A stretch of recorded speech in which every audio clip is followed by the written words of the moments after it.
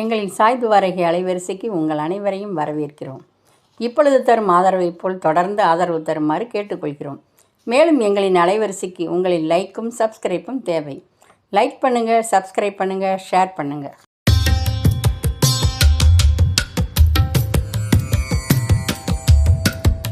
திருச்சிற்றம்பலம்.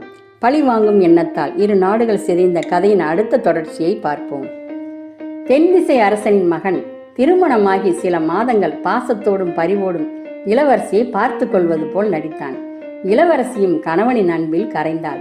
கணவனை நினைத்து தினமும் சந்தோஷத்தில் மிதந்தாள். இளவரசியின் சந்தோஷம் வெகு நாட்கள் நீடிக்கவில்லை. மாமனாரும் கணவனும் இளவரசி சாப்பிடும் சாப்பாட்டில் தினமும் யாருக்கும் தெரியாமல் கொஞ்சம் கொஞ்சமாக விஷம் சேர்த்து சாப்பாடு போட்டார்கள். இளவரசி தினந்தோறும் விஷம் வைத்த சாப்பாட்டை சாப்பிட்டதால் காச நோய் வந்தது.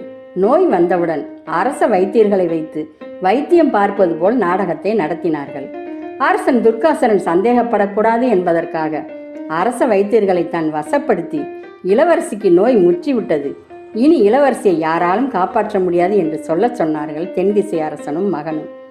அரச வைத்தியர்கள் இளவரசியை காப்பாற்ற முடியாது என்று சொல்வது தெரிந்தும் தன் மகளின் நிலைமை இப்படி ஆகிவிட்டதே என்ற மிகுந்த மன வருத்தத்தோடு மகளை தன் நாட்டிற்கு அழைத்து வந்தான் துர்காசரன். நாட்டிற்கு வந்ததும் அரச வைத்தியர்களை வரவழைத்து வைத்தியர்களிடம் என் மகளை எப்படியாவது காப்பாற்ற வேண்டும், அதற்கான ஏற்பாடுகளை செய்யுங்கள் என்றான் துர்காசரன். இளவரசிக்கு வைத்தியர்கள் இரவும் பகலும் பக்கத்திலே இருந்து வைத்தியம் பார்த்தார்கள். ஆனால் இந்த நோயிலிருந்து மீள்வதற்கான அறிகுறியே இல்லை. ஒரு வயதான வைத்தியர் மட்டும் சந்தேகப்பட்ட அரசரிடம், அரசே, இளவரசிக்கு இந்த வயதில் காசநோய் வருவதற்கு வாய்ப்பில்லை. அதிகமாக இந்த நோய் வயதானவர்களுக்குத்தான் வரும். இதில் ஏதோ மர்மம் அடங்கியிருக்கிறது. இதை நீங்கள் தான் கண்டுபிடிக்க வேண்டும் அரசே என்றார் வயதான அரச வைத்தியர். இளவரசி சாவின் விளிம்பிற்கே சென்று விட்டாள். இளவரசியின் தாய் மகளை மடியில் படுக்க வைத்து அழுது கொண்டே மகளை தடவிக்கொண்டே இருந்தாள். அப்போது இளவரசியின் முதுகில் ஒரு முத்திரை இருந்தது. இதை பார்த்ததும் திடுக்கிட்டு, ராணி அரசனை உடனே அழைத்து வாருங்கள் என்றார். அரசன் வந்ததும் இளவரசி முதுகில் இருந்த முத்திரையை ராணி காண்பித்தாள். இதை பார்த்ததும் அரசனுக்கு ஆத்திரம் தலைக்கேறியது. தென்திசை அரச குடும்பத்தினர் யாராவது இறந்தால் இறந்தவர்களின் முதுகில் இந்த முத்திரையை பதித்து அவர்களுடைய ஈர்மச் சடங்குகளை செய்து இறந்தவர்களை புதைப்பது காலம் காலமாக செய்து வரும் சடங்கு.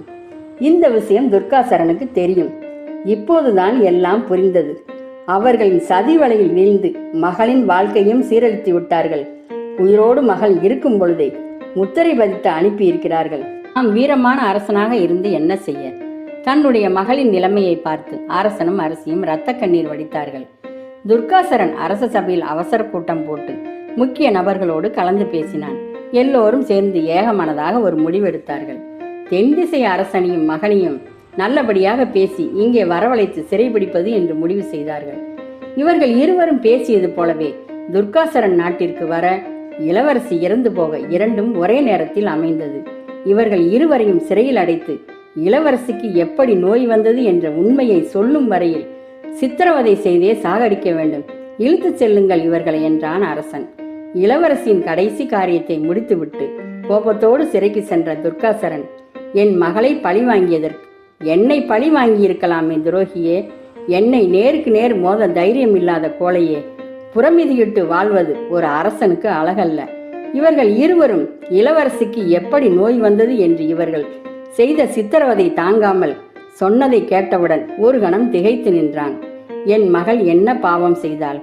என் மகளுக்கு கொடுத்த அதே விஷத்தை இவர்களுக்கும் கொடுங்கள்.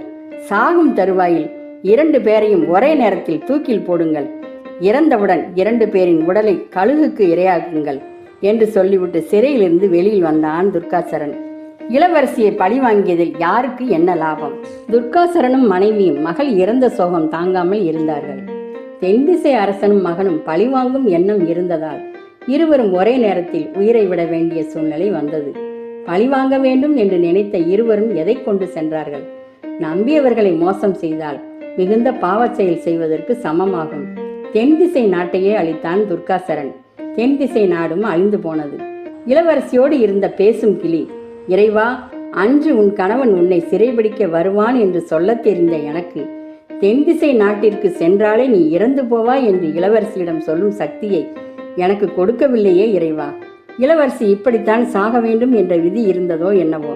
இந்த இடத்தில்தான் இறைவனின் சூட்சமத்தை யாரும் அறிய முடியவில்லை. இளவரசி இறந்த சோகத்தை தாங்காத கிளி தன்னைத்தானே மாய்த்து கொண்டது. மகள் வளர்த்த அன்பான கிளிகளை எல்லாம் வானில் பறக்க விட்டான் துர்காசரன்.